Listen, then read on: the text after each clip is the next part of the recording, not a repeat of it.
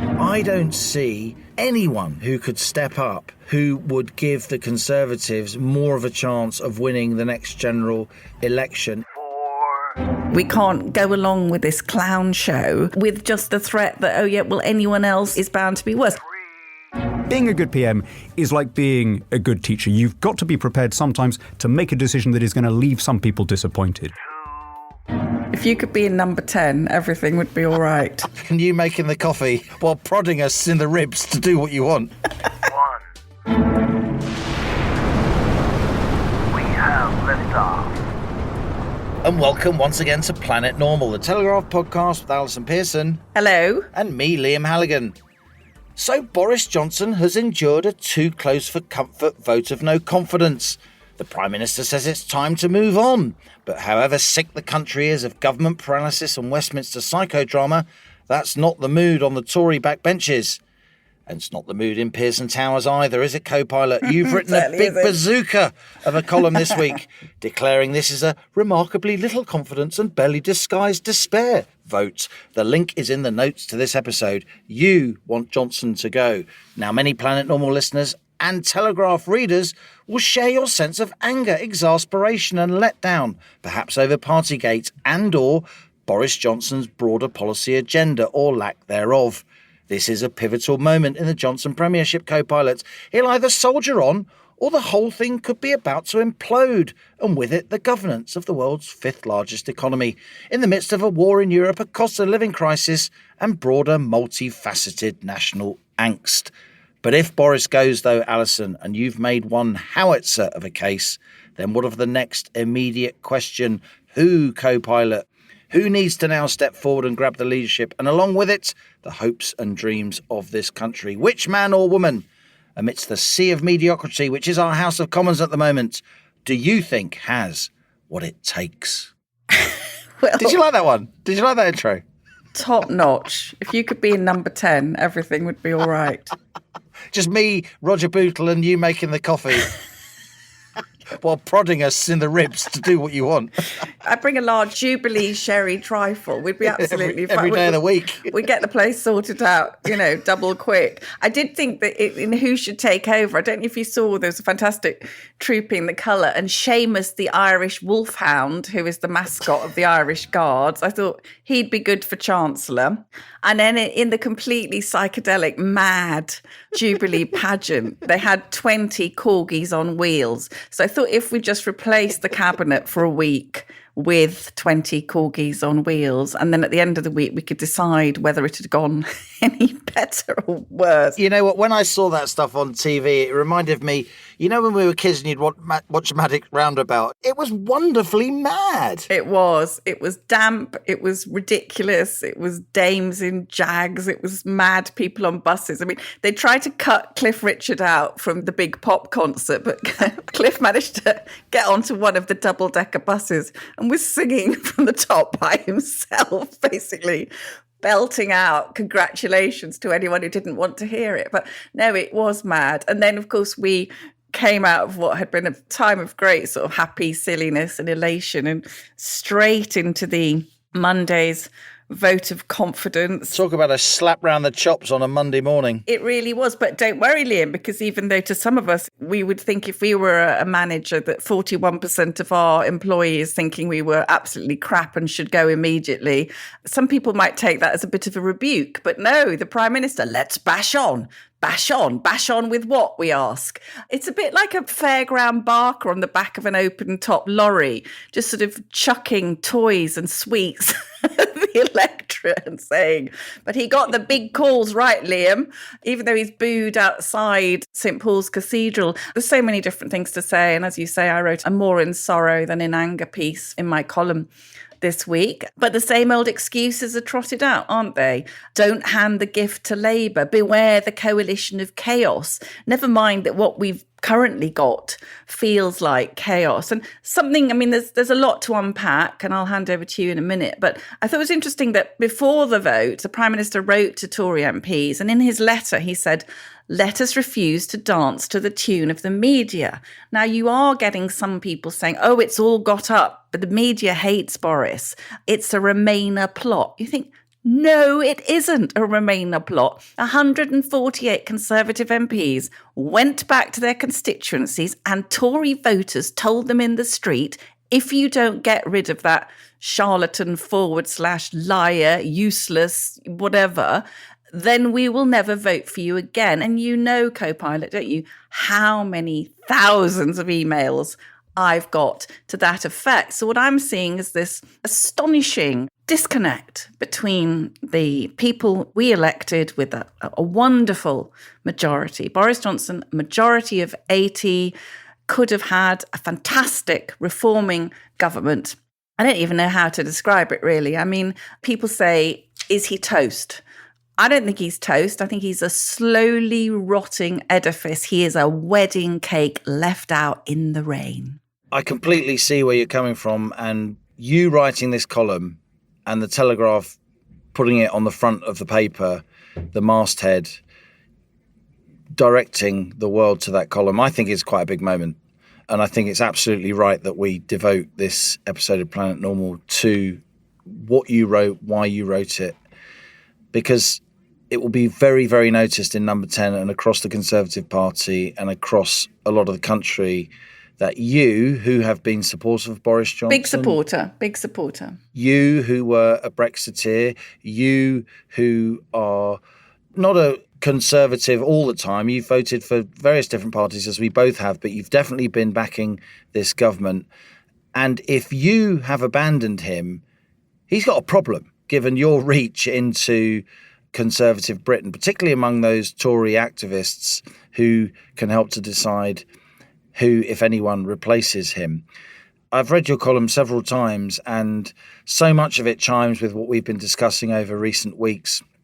I don't disagree with you for one moment that there are major policy concerns here. I don't disagree with you for one moment that he's been flabby and limp about his policies. I am so frustrated. I'm very much a policy person, Alison. You know, I've literally written books that I've expected government ministers to pick up and say, oh, this is a good idea, let's do it. And, you know, they're picking the books up and having conversations with me, but then it all gets ensnarled in the Whitehall weeds and a couple of Tory MPs object, so it all goes away and there doesn't seem to be any follow through.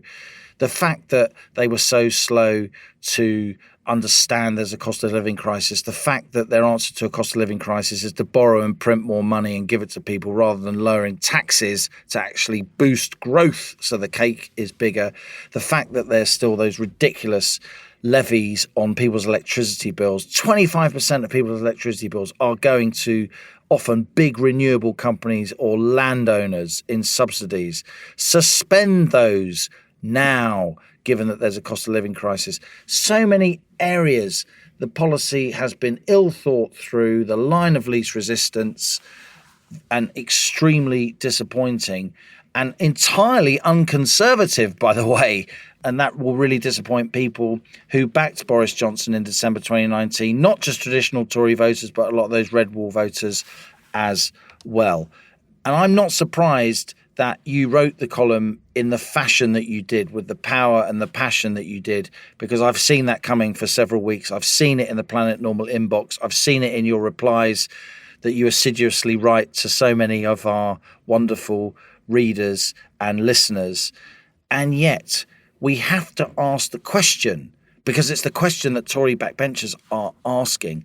If they do make a move, and I do think the 1922 committee will change the rules if it needs to have another vote within a year of the last one. That's certainly what would have happened to Theresa May. That's why she went in the end, because she could see that the 22s would change the rules. So she didn't have that protection of a year after she won the first vote of no confidence by a bigger margin than Boris Johnson, by the way. She got 63% of her MPs backing her. He, as you said at the beginning, got 58, 59%.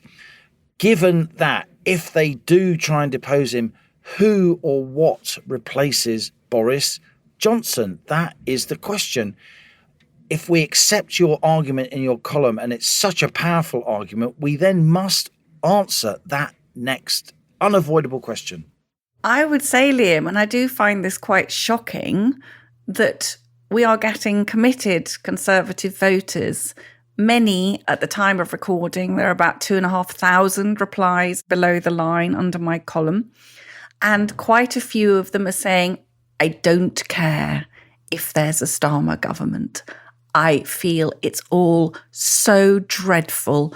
I simply don't care. The people I voted for deserve a period in opposition to reflect on how dreadful they've been. Now, this is astonishing, absolutely astonishing that people are furious. Of course, we should say that there are still some hashtag back Boris supporters who will say, he did deliver Brexit. I mean, you and I had differences with him over the lockdowns, but he did bring us out of lockdown faster than many other countries. He did outsource the vaccinations to Dame Kate Bingham, which was a very, very good move. And of course, he has been playing a very powerful and inspiring role in supporting President Zelensky and Ukraine. If he was able to bring any of that sort of vigor and inspiration to domestic politics that he is about the country at the other side of Europe, then we'd be thrilled. But I know what you're saying, Liam. You're saying, who else? But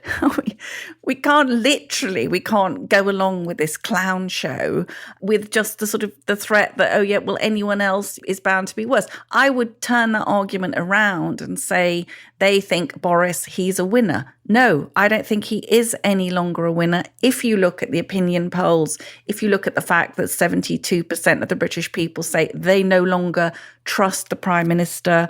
Really, now we should break down this vote, shouldn't we? The confidence vote, because it was 148, 41% of Tory MPs voted against him. But a big slice of MPs, Liam, as you know, are on the government payroll. So they are ministers and parliamentary secretaries and so on. So they don't want to lose their higher salary. But just looking at the numbers, it does appear that some ministers even may have voted against him. Either 3/4 of all backbenchers voted against him who aren't on the payroll, or some of the payroll vote.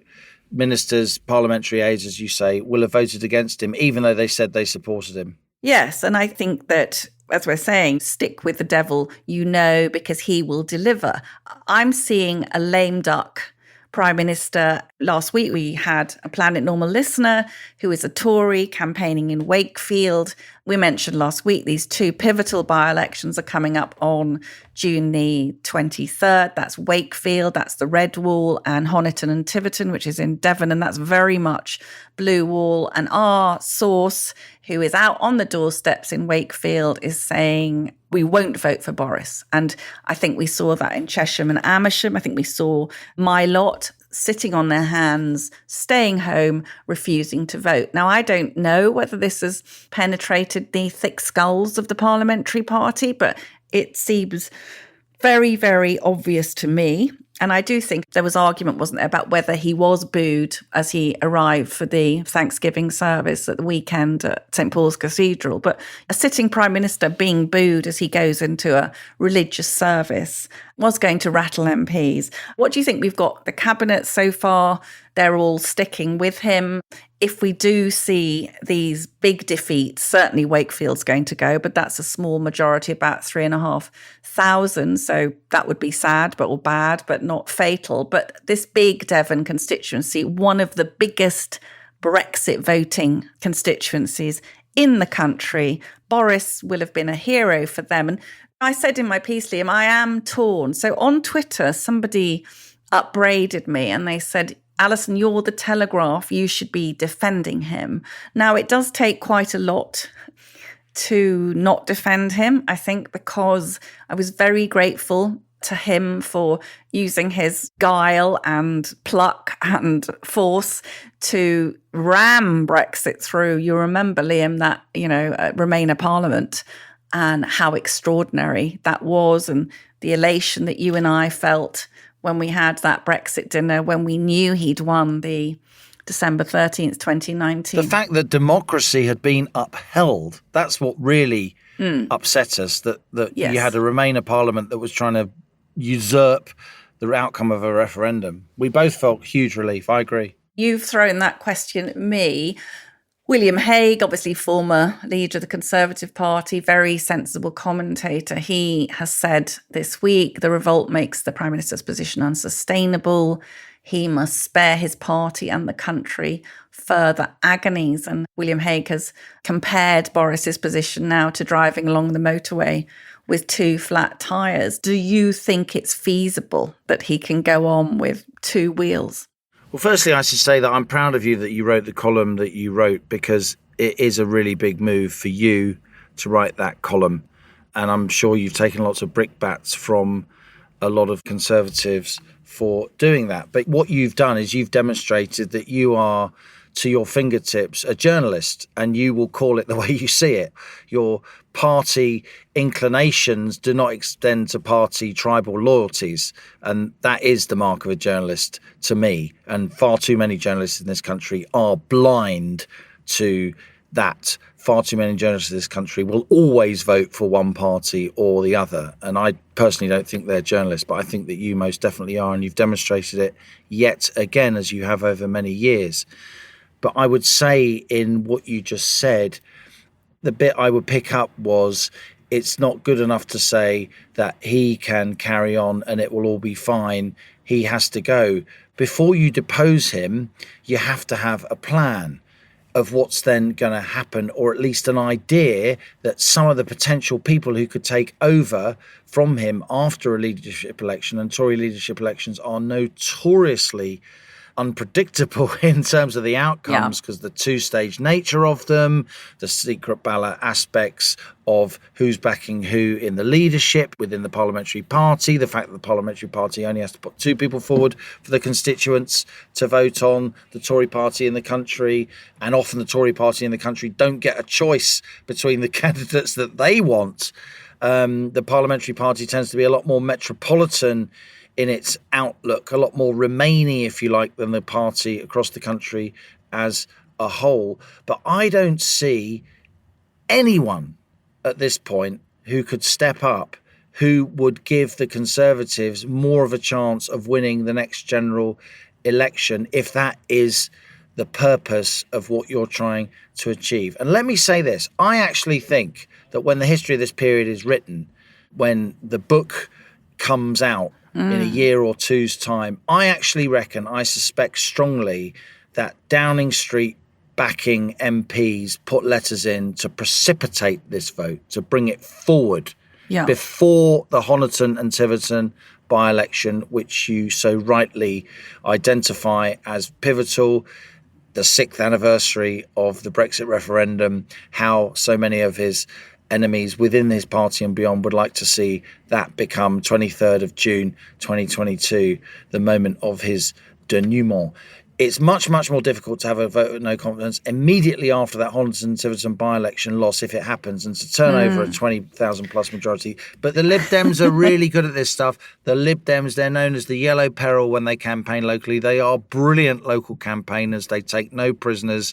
They've always been strong in the southwest, and they will give the Tories a huge run for their money. The fact that poor old Neil Parish, the tractor fancier, left in the circumstances that he did won't help. There'll be many, understandably, people just outraged and disgusted by that.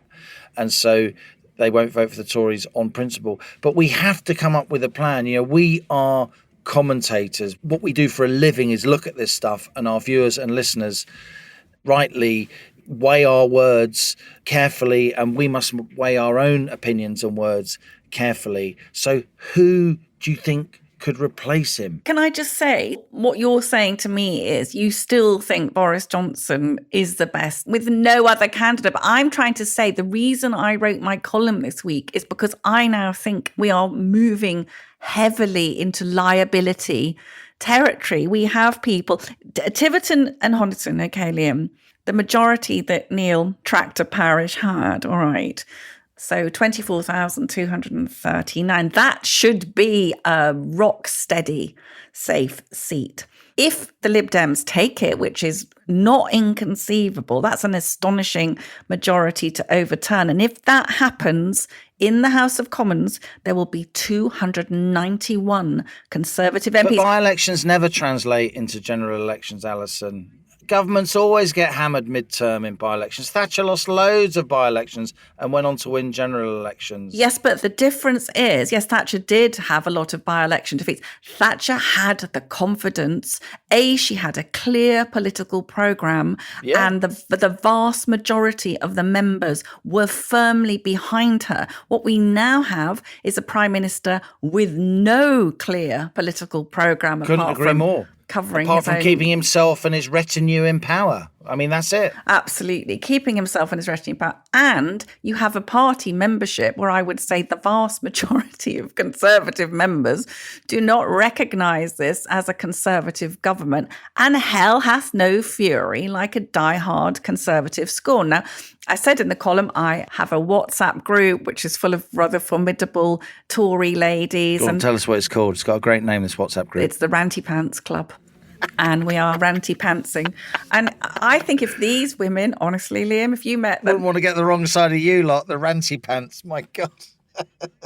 Imagine you lot arguing over the last aubergine in Waitrose. Claret would be imminent. Yes, absolutely.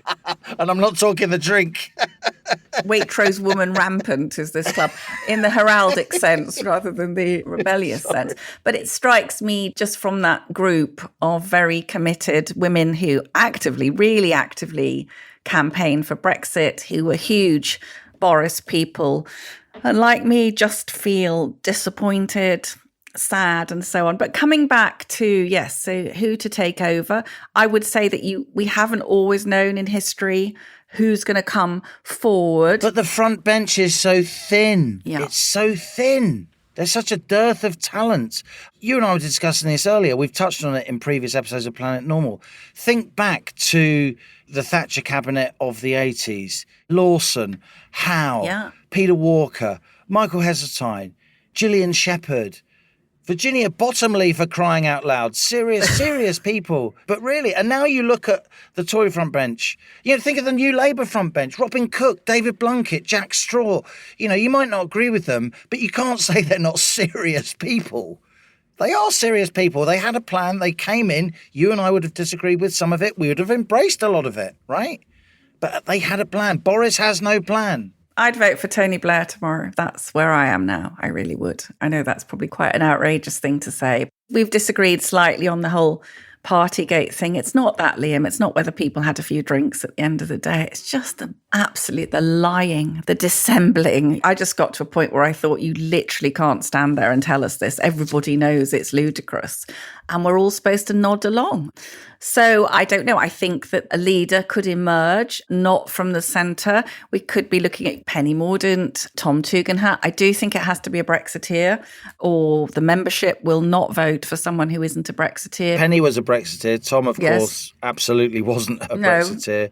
But you're saying we should be skipping a generation. We should be going to a much younger person. Yeah. It was very interesting to me that one of the rebels was Hannan Davison, who is one of the Red Wall intake. I thought that's very interesting, isn't it? She's voted against Boris. Why has she done that? Because, again, she knows her constituency is up in arms. So I think that the wrong questions are being asked. What would he have to do to convince me that I was wrong? So launch a Tory blitzkrieg tomorrow, slash taxes, wage an all-out war on the cost of living, reform the institutions, give voters, Conservative voters, what they thought they were voting for.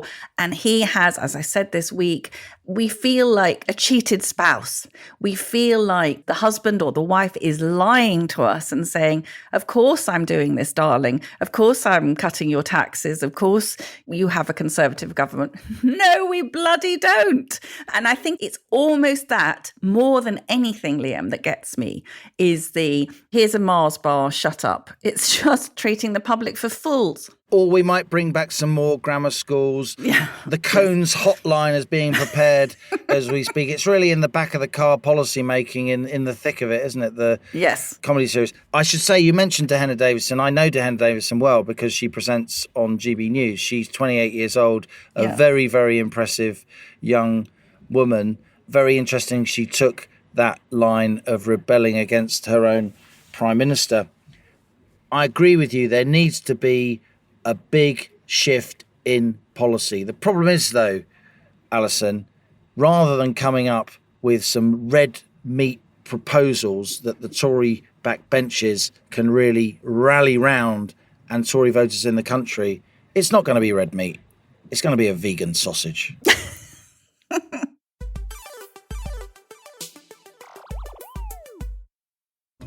Hello, I'm Christopher Hope, but my pals call me Chopper, and you can too. Just dropping into my second favourite podcast to tell you about another Telegraph show, mine. As the Telegraph's chief political correspondent, I spend my days holding politicians to account and asking them about the things that affect you. I speak to the top politicians from across the political spectrum, commentators with their finger on the pulse, and of course, my talented colleagues at the Telegraph. So if that sounds like your cup of tea, please search Chopper's Politics wherever you're listening to this. Cheerio!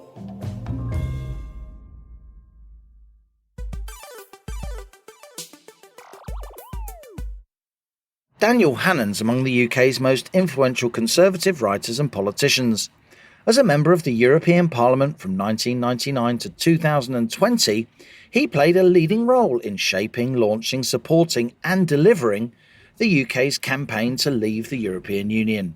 A leading commentator who writes weekly in the Telegraph, of course, and has published numerous pamphlets and books, Dan's a highly skilled orator whose speeches have attracted huge attention on YouTube and across other social media. Now in the House of Lords, Dan Hannan remains a Boris Johnson loyalist, but he has major misgivings about the direction and execution of government policy under his former Telegraph colleague. I started by asking Dan what he made of the just about vote of confidence in the Prime Minister by Tory MPs.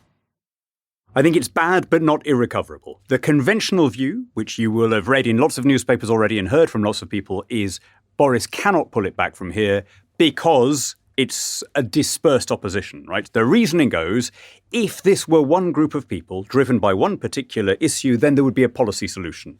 The Europhiles got rid of Margaret Thatcher in 1990, the Eurosceptics got rid of Theresa May, but the argument goes it's about character or whatever, and therefore it's about Boris himself. Now, I don't think that is true, and I'll tell you why.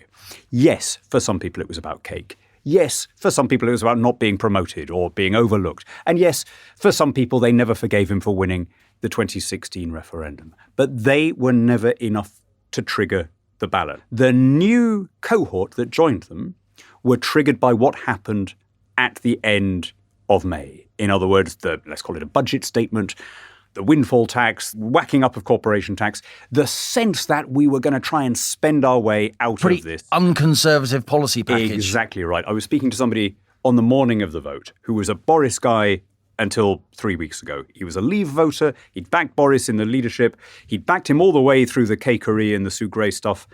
And he said, if, after all that, the first big test, all the investigation behind him, his instinct is to spend more money, not to try and tackle inflation, but to try and help victims of inflation, even at the price of worsening inflation by spending more, then what the hell am I bothering for? And I think that was a large number of people. So what I'm saying is there is a potential policy solution if he is prepared to pivot and behave differently. That's interesting. That is counter to the sort of sages of Abingdon Green, the people standing outside Westminster speaking down the lens of cameras. You're saying there are policy levers he can pull that are conservative, that will get a lot of those MPs back on side and may even get quite a lot of voters back on side. Is that why we're hearing the morning after the vote from the Cabinet, he's going for lower taxes? Well, as he said also, of course, to the 1922 just before the vote. The trouble is he credible on this? Because we were told a few weeks ago, COVID is over. That was a one-off. We now understand we need to shrink the state back again to a kind of manageable level. We were assured that any future surplus would be used for tax cuts rather than for further giveaways. Of course, giveaways are always popular, and tax cuts involve spending cuts that are unpopular, especially when the big increases have been in healthcare and social security. And the trouble is, governing means taking tough decisions rather than just talking about them, right? You can't be a good prime minister if you are primarily keen to be popular all the time. It's a bit like, think back to when you were at school, Liam, right? Being a good PM is like being a good teacher. You've got to be prepared sometimes to make a decision that is going to leave some people disappointed. We've both known Boriss for a very long time, a lot longer than most of the people listening. We're in that weird subsection of the population who've known him. He is a very likable man with a huge generosity of spirit and a largeness of character, but he doesn't like having to present people with tough choices. His natural modus operandi is amiable, breezy optimism. And that's fine for normal times, but that's not the situation that the economy is in now. We have both known him a long time, and let me say to you then, I'm surprised that he's been so limp on many of these decisions and policy areas. He's been leader since July 2019. Yes, of course, his premiership so far has been dominated by, quotes, getting Brexit done and also by the pandemic. What an incredibly difficult hand he's been dealt in that sense. And yet, Dan, take the renewable subsidies off people's electricity bills. They're even doing it in Germany. Take 5 pence off the VAT on petrol and diesel. These are basic policies that Middle England is screaming out for. You and I both agree there is a big argument to move away from hydrocarbons towards renewable energy sources. But you and I both agree to do that off the back of ordinary people in the midst of a cost of living squeeze is just bad politics. Do you know, there was a line in Jesse Norman's letter explaining why he was voting against Boriss. And I'm very pro Jesse Norman. I think he's a genius. I think his books are brilliant. But there was one sentence that I really disagreed with, where he said, we need warm, unifying leadership. You know what? At the moment, no, we bloody don't. We need leaders who are prepared to take tough decisions that will be unpopular in the short term, but that are necessary in the long term. Like that tough teacher at school who made a lasting impression and 50 years on, they did you good. You realise that they were the ones who were really invested in your success, and they were the ones who cared about you more than the ones who wanted to be in with the cool kids in class, right? And it's exactly the same, whether you're looking at what you just spoke about. So if energy prices are a problem, stop taxing 90p a litre and on all the rest of it, right? Rather than raising even more tax to give people to pay for the bloody thing that you've created in the first place. But you'd think between Rishi Sunak and Boris Johnson, they would get that. If you were serious about bringing down the cost of living, you would, for example, have zero tariffs and zero quotas on imported food, clothing, footwear, etc.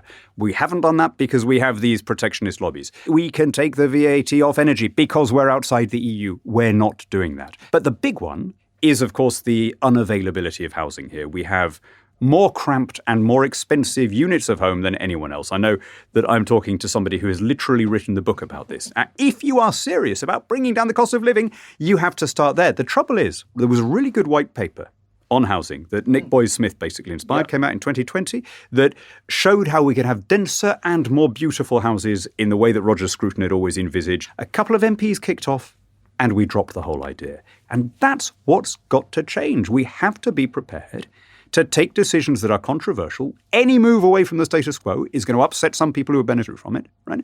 But unless we do that, we are going to go completely bankrupt as a country. If we just keep on spending, borrowing, taxing, subsidising, spraying money, or as Boris would say, spaffing money up the wall to any group that has a begging bowl out, we are doing ourselves ruinous damage, because we'll find that we've left the EU only to become less competitive, more highly taxed and more regulated than we were when we were in it.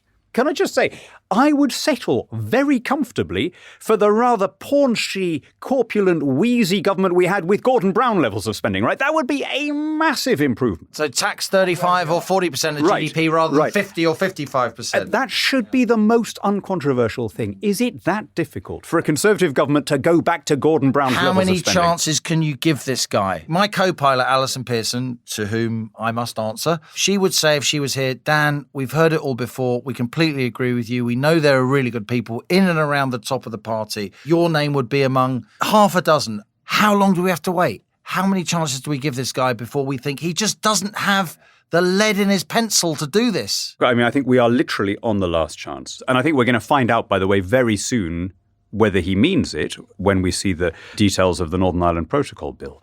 I was prepared to cut him quite a lot of slack during COVID. I was one of the first. I was anti-lockdown back in March 2020, right? And I stand by all of that, which is why I never condemned any politician for lockdown breaches. So I never had any doubt in my mind about the cake. I just think the whole thing was ridiculous. I also was prepared to look at the big picture, which is that every lifting of restrictions that Boris carried out was done in the teeth of public resistance. The opinion polls wanted more and more authoritarianism all the way through. So Boris, I think, deserves some credit for, within the realm of the possible, having got us out of lockdown before most other countries. Now that we're out of it, it's been a year since the lifting of the last effective restrictions.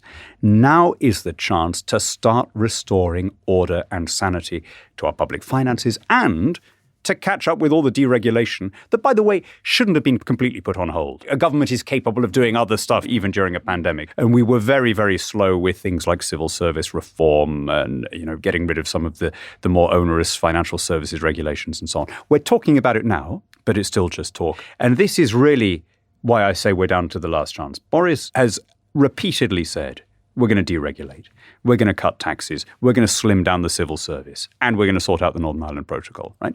We know, in other words, that he understands what needs to happen. The question is he always going to balk at the first hint of opposition, or is he going to follow through? And now, we were promised within the next few days a bill on the Northern Ireland Protocol. And I think that's going to be the test of whether he means it. If we see movement, then I think that Boris can fly again. We'll come on to the Northern Ireland Protocol, Dan, but just before we do, let me put it to you with all respect.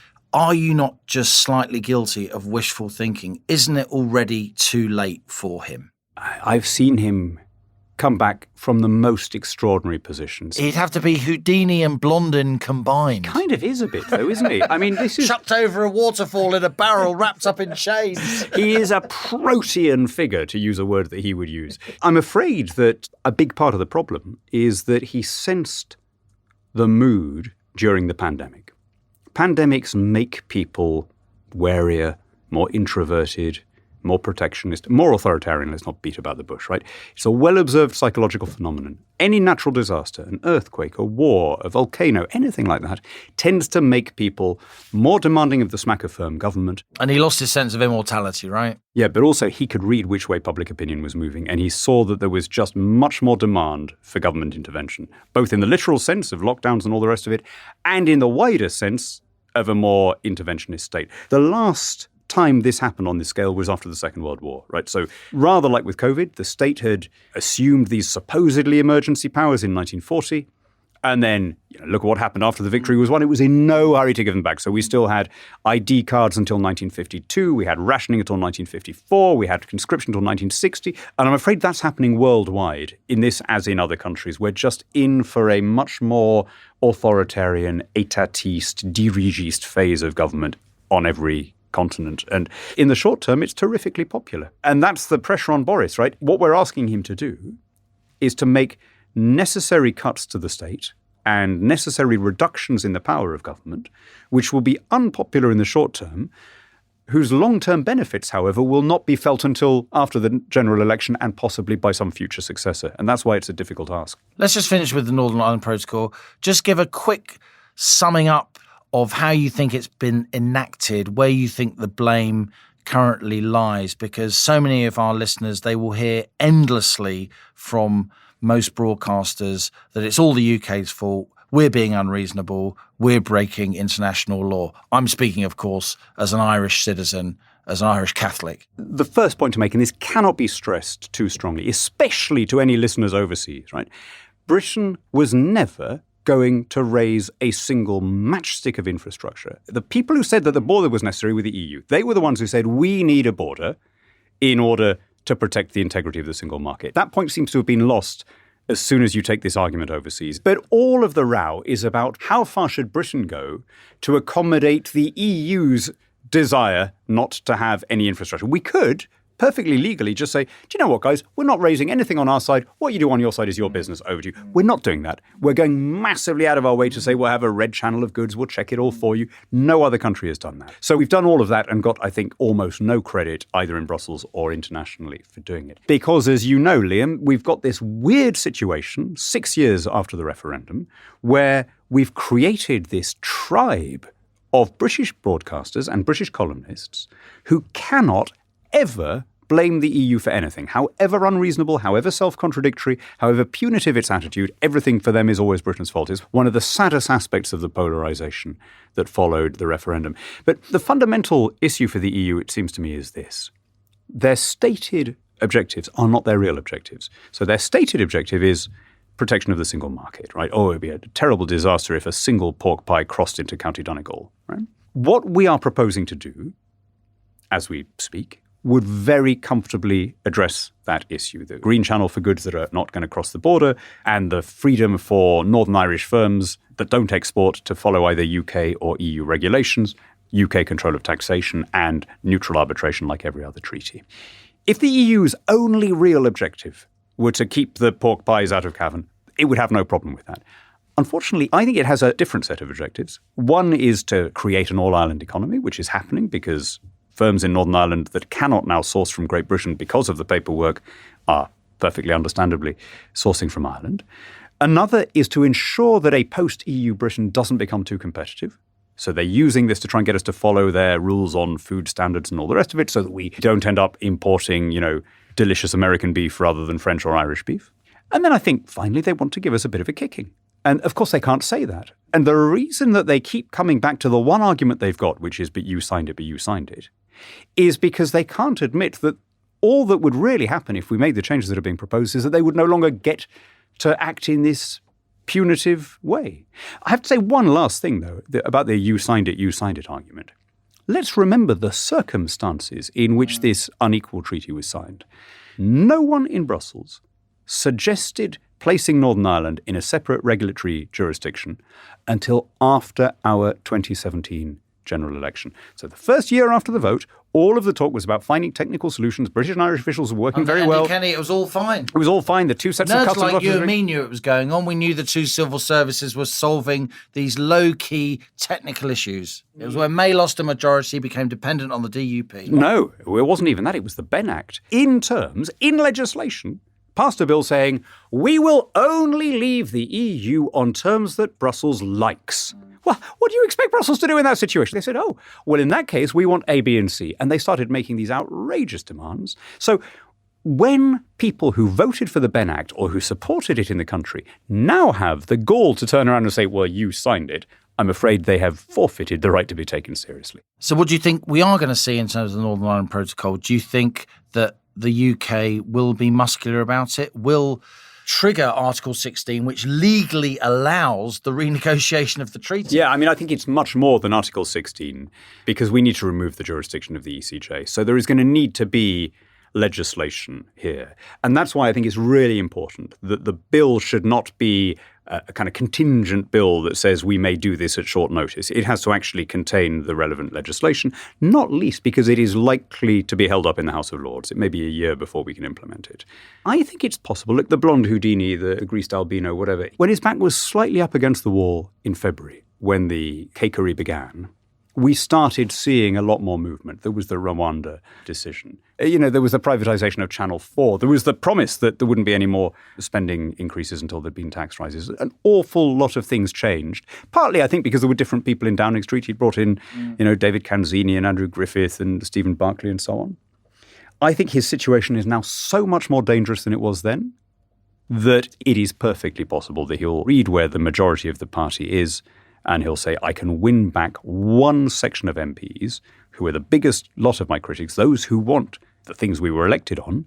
And the first way of doing that, to show that we mean it, is that we're going to take back regulatory control over the whole of the United Kingdom. Daniel Hannan, we shall see. Thanks a lot for appearing on Planet Normal. Great pleasure, Liam.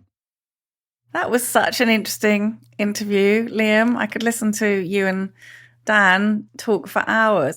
He was saying in his lovely mellifluous way some pretty jaw-dropping things, wasn't he? I mean, here is this Conservative peer appointed to the House of Lords by his friend Boris Johnson, literally harking back to the halcyon economics of Gordon Brown. I mean, that was pretty astonishing, wasn't it? It was for Dan Hannan to say that, in his view, a Gordon Brown government would be a massive improvement on a Boris Johnson government, policy-wise, is astonishing. It is. It's incredible. It's astonishing, given that everyone in the business of politics knows that Dan Hannan is a very seriously analytical man.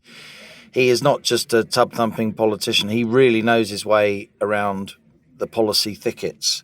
And even Dan, as one of the Prime Minister's most prominent non-MP supporters, though he is, of course, a parliamentarian in the House of Lords, for him to say that the Prime Minister is in the last chance saloon and policy-wise Gordon Brown's flabby style of government would be a massive improvement, that should trouble the headline writers, that one. I was intrigued that he said that Boris's situation was bad but not irrecoverable, and made the analogy with Houdini going over Niagara Falls in a barrel. Houdini and Blondin. Yes, I didn't know who the second one was. Is that another escapologist? Blondin was a tightrope walker of lure who took enormous risks and managed to get away with them. But Dan Hannan said that Boris doesn't like unpopularity. He doesn't like having to present people with tough choices. But as we know, Liam, we are about to experience a dramatic drop in living standards, stories about food poverty, soaring energy crisis. You know, I filled up the car this week, £104. It's not a good time for a prime minister who basically likes making people feel good about themselves, is it? And the other point I would make is that, to some extent, when he says perhaps he could now, under pressure, in danger, Boris could pivot to some of the things that people voted for, does that not give you pause for thought about the nature of the person?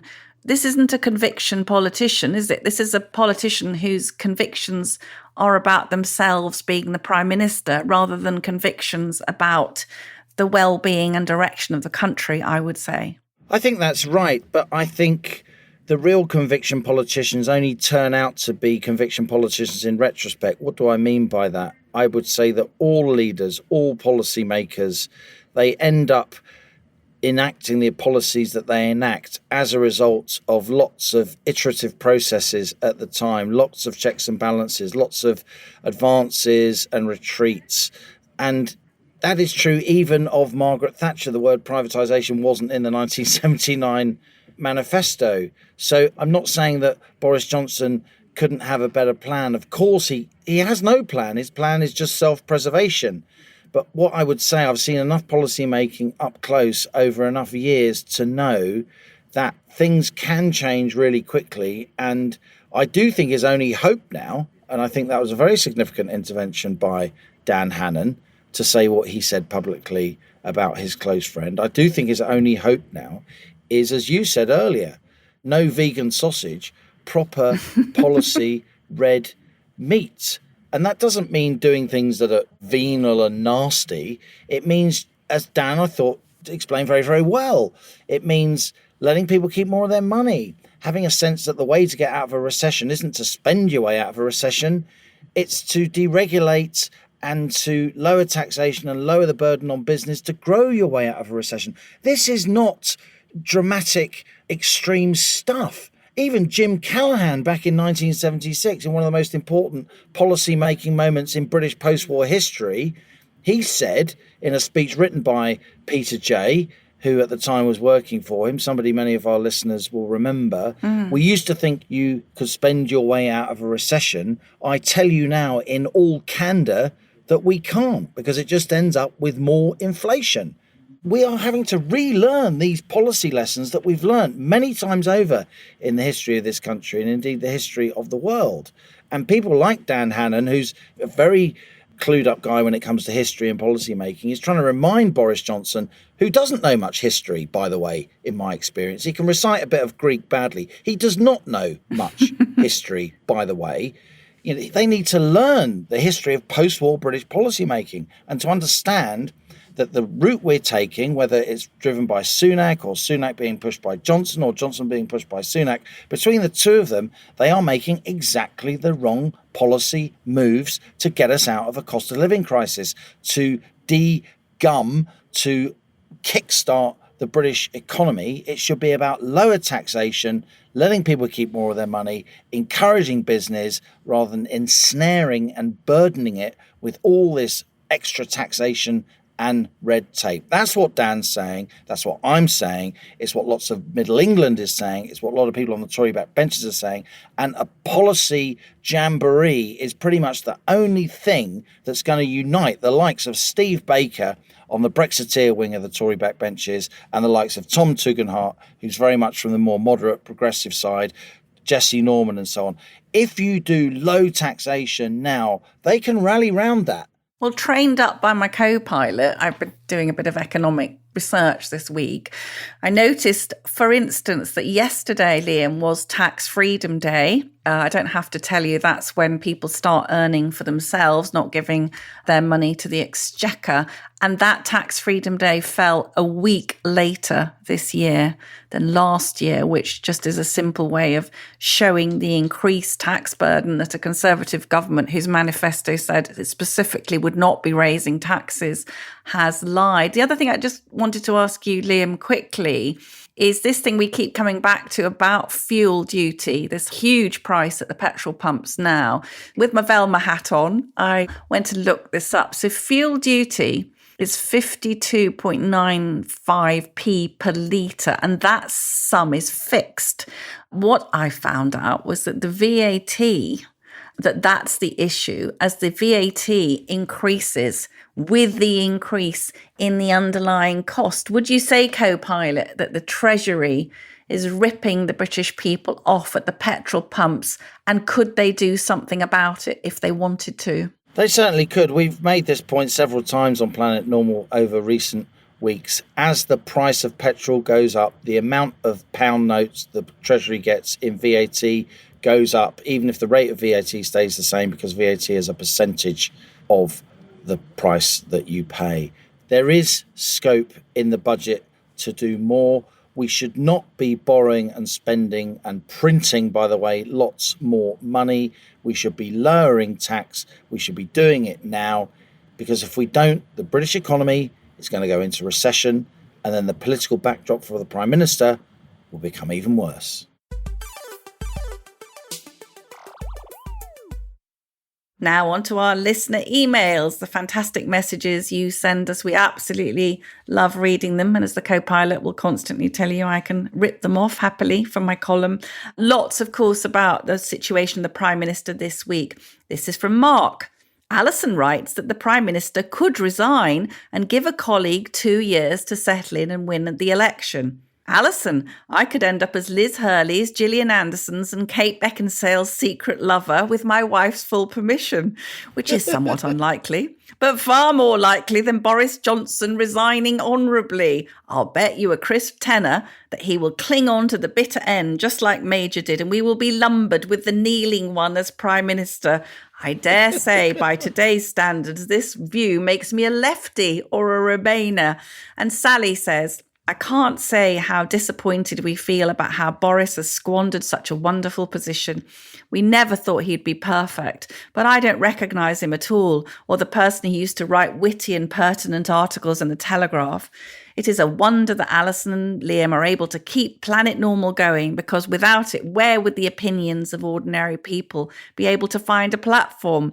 Economics is not my forte, but even I can follow Liam's comments as long as he doesn't get too technical. You're on your own there, Sally. I can't make a head and a tail of what he says. Thank you both for your journalism and Planet Normal. And it was wonderful to have 4 days of joyousness with Her Majesty's Jubilee and to be allowed to feel proud to be British. Hear, hear, Sally. That's a nice email. This is from Nick. OK, so Boris squeaked through, but will he read the signals? Will he wake up and finally realise that what we want is a conviction politician with clear Conservative policies? No more wishy-washy crypto Blairite nonsense. No more pumping good money after bad into the useless NHS. No more sucking up to the feckless scroungers in the civil service. No more weak, half-hearted policies on illegal immigration. No more jacking up corporation tax. So any foreign investors run a mile. It's now or never for this directionless charlatan to be a man, to do what he was voted to do and behave like a Tory, not some centre-left people pleaser.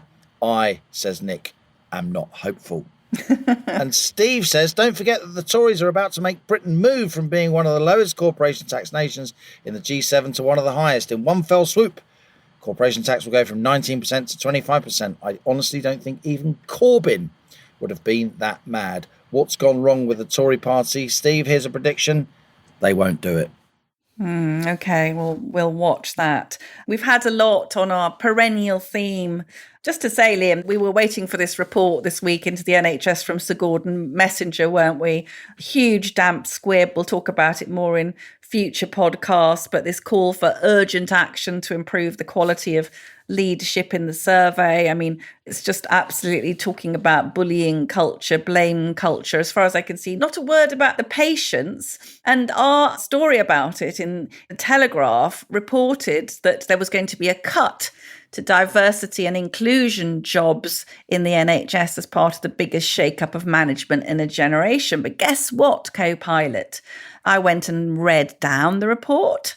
The report says we are not advocating for additional EDI, equality, diversity and inclusion professionals. Indeed, we would anticipate a reduction in their numbers over time as leaders demonstrated that they are equipped with the right skills to address inequality and create inclusive working cultures for all. That means they are not going to sack a single one of those people. And on that theme, from Sue, I suffer from a painful neurological condition. I last saw a consultant in 2015 and I now need to be referred again. I've just received a letter informing me that I am in a queue waiting for an appointment to be arranged. The waiting time for this service in 9 out of 10 patients is 43 weeks. And to round off, Alison, how about this from Kevin? I can't vote for the Tory party again because it isn't a Tory party. Nothing they can do in the next 2 years will change that. I honestly believe they don't want to change tack now. I think they patronisingly believe people will still vote Tory to keep Labour out. It's more likely a lot of Tory voters from 2019 won't vote at all. I'm not even as worried about a Labour Lib Dem or Labour SNP coalition as I was.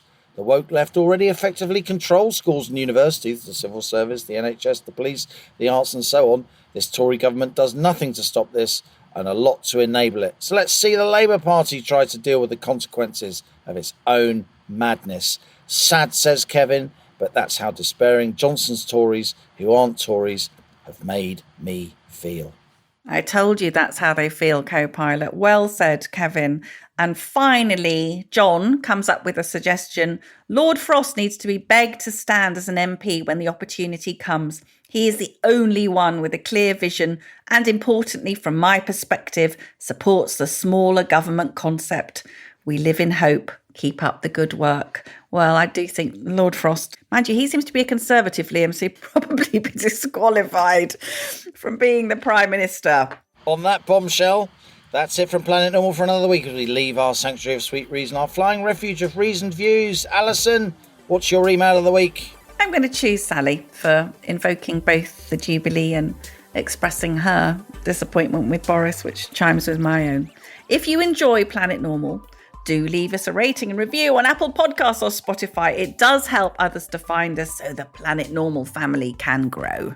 So, Sally, drop us an email to planetnormal@telegraph.co.uk, put in the subject heading mug winner, and we will send that rare as rocking horse poo mug to you. And as we speed away from our beloved Planet Normal, the madness of planet Earth comes back into view. Thanks as ever to our wonderful producers, Isabel Bouchard, Elliot Lampitt, and our editor, No Hitch with Zoe Hitch. Stay safe and in touch with us and with each other. And until next week, it's goodbye from me. And it's goodbye from him.